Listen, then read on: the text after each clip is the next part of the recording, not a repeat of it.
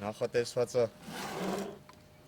մինչև 50 կիլոմետր կապ տալու համար։ Ներկայում պատերազմական գործողությունների թիվ 1 թիրախը կապի կայաններն են։ Այս կերպ հակառակորդը կարողանում է խզել զինվոր հրամանատար կապը առաջին քայլերն անելով դեպի հնարավոր հաղթանակ։ Հայկական կապի զորքերը սկսել են ձևավորվել 23 տարի առաջ Արցախյան մարտի դաշտում։ Արդեն այսօր Հայաստանի զինված ուժերի կապի զորքերը մարտունակ են ու կատարում են իրենց առջև դրված մարտական խնդիրը։ Տարեստարի կատարելագործվում է զորքերի ղեկավարման համակարգը, կատարում են մեծ ներդրումներ, ձեռք են բերվում նոր կապի տեխնիկա եւ միջոցներ։ Սակայն սա դեռևս չի նշանակում, որ ձեռք բերվածը բավարար է եւ մենք այլևս անելիք չունենք։ Օրը տոնական է Հայաստանում կապի բոլոր զորամասերում։ Մասնագիտական տոնը կապավորները նշում են հպարտությամբ, հասցրել են յուրացնել կապի զինվորական այբուբենը ու շարունակում են կատարելագործել այն։ Մեր կայանները ունեն 4-ից 5 կայան ռադիոկապեր, որոնք հիմա ներկայումս ուսումնասիրում ենք,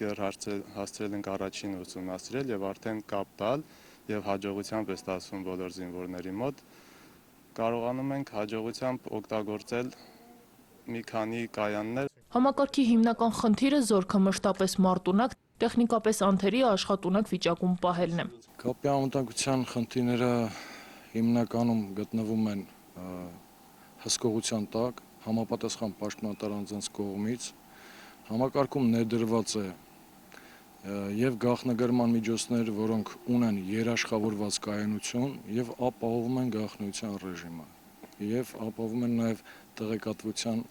հոսքը ցանկացած թղթակցի, ցանկացած բաժանորդի։ Ներկայում տեղեկատվական տեխնոլոգիաների ոլորտում ինտենսիվ ու բեկումնային զարգացումներ են տեղի ունենում, դրանց զուգընթաց կատարելագործվում եւ կերպարանափոխվում են կիբերսպառնալիքները։ Այդ պատճառով հայաստանյան կապի զորքերում կիբերհանցագործությունն ու դրանից պաշտպանությունը երաշխավորված են ստորաբաժանման ճշգրիտ գործողությունների արդյունքում։ Այդ է վկայում միջազգային զորավարժություններում մեր ստորաբաժանման բարձր վարկանիշը։ Մեր պաշտպանական համակարգերի հետ կապված հակառակորդը ոչինչ չի կարողանում անել, քանի որ մենք համագործակցում ենք միանշ համագործակցում ենք ազգային անվտանգության համապատասխան բաժնի հետ։ Ամեն օր լինում են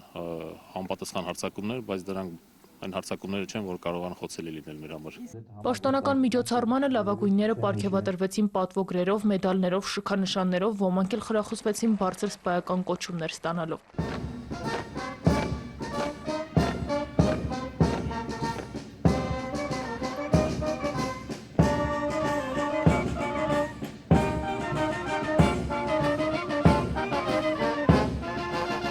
Նանե Հայրապետյան, Աշոտ Խաչատրյան, Երկիրն այսօր։